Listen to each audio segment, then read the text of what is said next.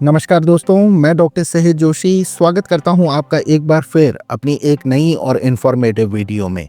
और आज के इस वीडियो में मैं बात करने वाला हूं दिल की नसों के ब्लॉकेज के होने के लक्षणों के बारे में, जो आपको 10 दिन पहले दिखाई देने लगते हैं। और इन लक्षणों के दिखते ही आपको तुरंत कुछ चेकअप कराने की जरूरत होती है। बेसिकली हार्ट को ब्लड पहुंचाने वाली नसें जब पतली हो जाती हैं या उनमें ब्लॉकेज की समस्या पनप जाती है, तो इसे हम कोरोनरी आर्टरी ब्लॉकेज या कोरोनरी आर्टरी डिजीज के नाम से जानते हैं। और इस डिजीज का क्या क्या सिम्टम्स होते हैं, इन्हें आप कैसे और कब पहचान सकते हैं, और अपने डॉक्टर की सलाह आपको कब लेनी है, और क्या क्या सावधानी बरतने की जरूरत है, साथ ही कौन कौन से ब्लड इन्वेस्टिगेशंस आपको कराने हैं, मैं ये आज के वीडियो में आपको सब कुछ डिटेल से बताऊंगा। साथ ही आप इस बीमारी से कैसे बच सकते हैं और हार्ट अटैक से अपना बचाव कैसे कर सकते हैं, ये भी आपको आज के इस वीडियो में बताऊंगा। कुल मिलाकर कहूं तो इस वीडियो के जरिए आपको बहुत कुछ नया जानने का मौका मिलेगा और साथ ही कुछ नया सीखने को भी मिलेगा। तो इसलिए वीडियो को स्किप करने की गलती बिल्कुल ना करें और इसे लास्ट तक जरूर पूरा देखें। दोस्तों, आज हार्ट अटैक की समस्या बुजुर्गों में ही नहीं बल्कि बहुत कम उम्र के लोगों में भी देखने को मिल रही है।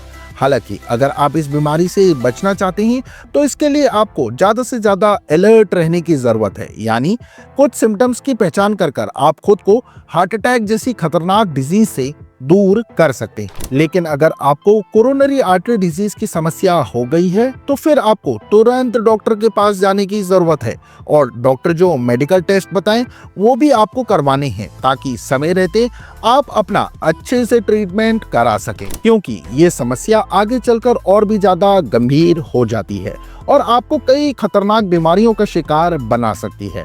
इतना ही नहीं, अगर आपकी नलियों में फैट जमा हो रहा है या कोलेस्ट्रॉल की वजह से हार्ट वेसल्स को ब्लड सप्लाई या ऑक्सीजन सप्लाई नहीं हो पा रहा है, तो ऐसी कंडीशन में आपको हार्ट अटैक भी आ सकता है और सीने में दर्द यानी एंजाइना की भी शिकायत हो सकती है। इसलिए आपको कोरोनरी आर्टरी ब्लॉकेज के सिम्टम्स के बारे में पता होना बहुत ज्यादा जरूरी है, ताकि समय रहते आप अपना इलाज कर सकें और इससे बचने के तरीकों को अपना सकें, साथ ही हार्ट अटैक से भी अपनी हिफाजत कर सकें। चलिए बिना देर किए इस डिजीज के कुछ शुरुआती लक्षणों के बारे में जानते हैं, यानी early warning science of coronary artery blockage या डिजीज। इसके लक्षणों के बारे में अगर हम बात करें तो आपकी जो कोरोनरी धमनी है उसमें रुकावट आने के कई कारण हो सकते हैं, लेकिन इसके सिम्टम को पहचानना काफी ज्यादा मुश्किल होता है, क्योंकि हर एक इंसान में अलग अलग तरह के सिम्टम्स होते हैं। लेकिन मैं आपको कुछ ऐसे सामान्य लक्षण बताऊंगा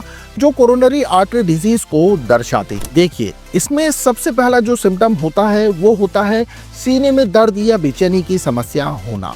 दोस्तों, अगर आपको कोरोनरी आर्टरी डिजीज हो गई है तो इसका सबसे पहला और आम लक्षण होता है चेस्ट पेन या बेचैनी होना, और ये जो दर्द होता है वो आपके सीने में बिल्कुल बीच में या फिर बाई तरफ हो सकता है। इसके अलावा ये दर्द कंधे की बाई तरफ, गर्दन की तरफ और जबड़ों को भी इफेक्ट कर सकता है।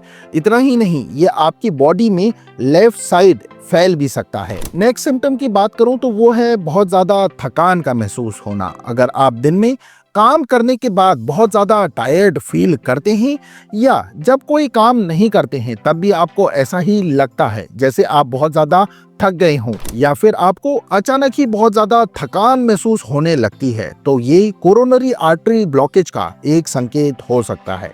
इस थकान के चलते आपकी शारीरिक क्षमता, फिजिकल एबिलिटी में काफी कमी आ जाती है और आपको कमजोरी भी महसूस होने लगती है। इसके अगले लक्षण की बात करें तो आपको सांस लेने में दिक्कत हो सकती है, यानी जब आप कोई फिजिकल एक्टिविटी करते हैं या फिर बिस्तर पर लेटते हैं तो आपको सांस लेने में भी प्रॉब्लम होने लगती है या फिर सांस लेने में कोई तकलीफ आप महसूस कर सकते हैं। तो ये इस बात की तरफ इशारा करता है कि आपको कोरोनरी आर्टरी ब्लॉकेज हो गया है, यानी आपके हार्ट की ब्लड सप्लाई और ऑक्सीजन सप्लाई ब्लॉक्ड हो चुकी है।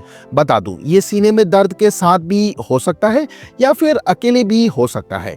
इसके अलावा चक्कर आने की समस्या होना, सिर दर्द होना, सर एकदम घूमना, तो ये सभी आर्टरी ब्लॉकेज के ही लक्षण हैं। अब अगर आपको ये सभी सिम्टम्स अपने अंदर दिखाई दे रहे हैं तो आपको तुरंत डॉक्टर से कंसल्ट करना चाहिए। वहीं इस बीमारी में आपको बेहोशी की भी शिकायत हो सकती है। आपको बार बार बहुत ज़्यादा चक्कर आ सकते हैं या फिर सर घूमना जैसी समस्या भी हो सकती है, जो कि हार्ट की ब्लड सप्लाई के ब्लॉक्ड होने का एक संकेत होता है। और ये अचानक भी हो सकता है और धीरे धीरे भी हो सकता है। इसके अलावा आपको सीने में दर्द, सांस लेने में तकलीफ की भी शिकायत होने लगती है। वहीं अब नेक्स्ट सिम्टम है वॉमिटिंग होना या मतली या अपच की प्रॉब्लम होना। कुछ पेशेंट्स में ऐसा देखा गया है कि जब उनके शरीर में आर्टरी ब्लॉकेज की प्रॉब्लम होती है तो उन्हें मतली आना यानी वॉमिटिंग होना और अपच की समस्या होने लगती है, जबकि वो पेशेंट्स इसे एक नॉर्मल प्रॉब्लम समझकर इग्नोर कर देते हैं, क्योंकि उन्हें पता ही नहीं होता कि ये सब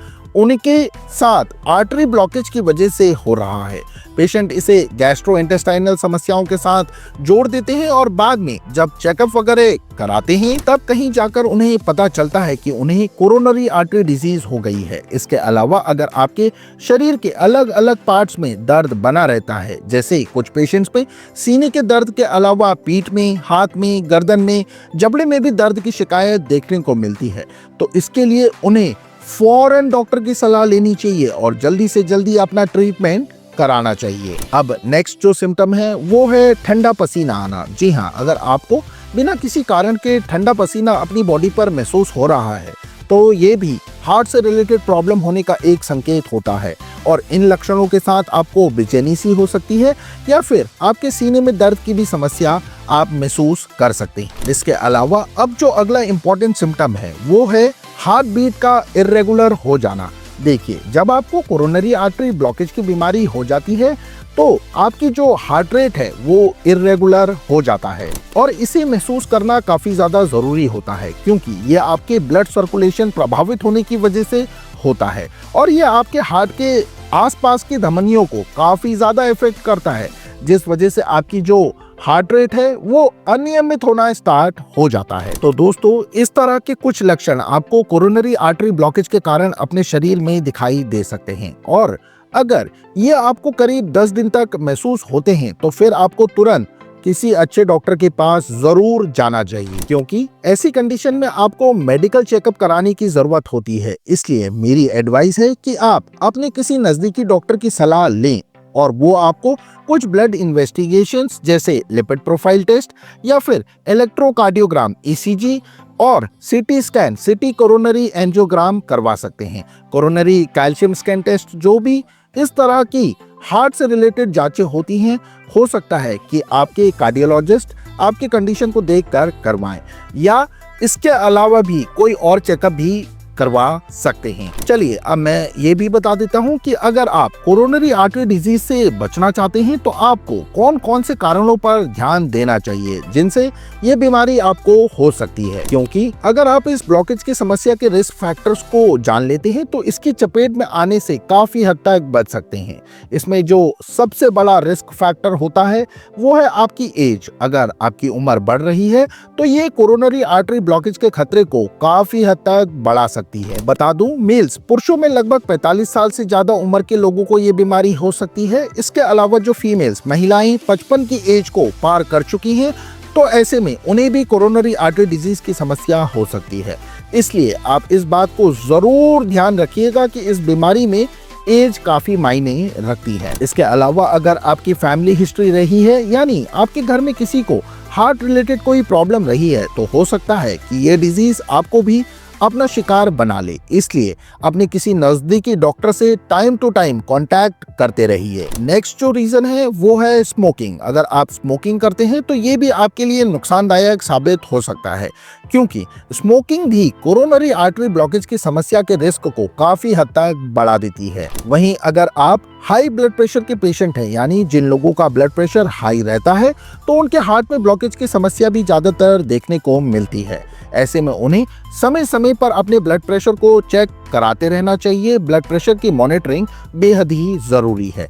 इसके अलावा अगर आपको हाई कोलेस्ट्रॉल की प्रॉब्लम है और आपका बैड कोलेस्ट्रॉल बढ़ा हुआ है, तो ऐसे में प्लेक का डेवलपमेंट होने लगता है, जो कि ब्लॉकेज का एक रीजन है। तो ऐसे में आपको थोड़ा ध्यान देने की जरूरत है। इतना ही नहीं, अगर आपको डायबिटीज की शिकायत है और डायबिटीज की वजह से प्लेक का डेवलपमेंट तेज हो गया है, तो इस कंडीशन में भी आपको कोरोनरी आर्टरी डिजीज होने का रिस्क बढ़ जाता है। साथ ही वजन बहुत ज्यादा होना या इनएक्टिव लाइफस्टाइल का होना ये भी कोरोनरी आर्टरी डिजीज के ब्लॉकेज के रिस्क को काफी ज्यादा हाई कर देता है।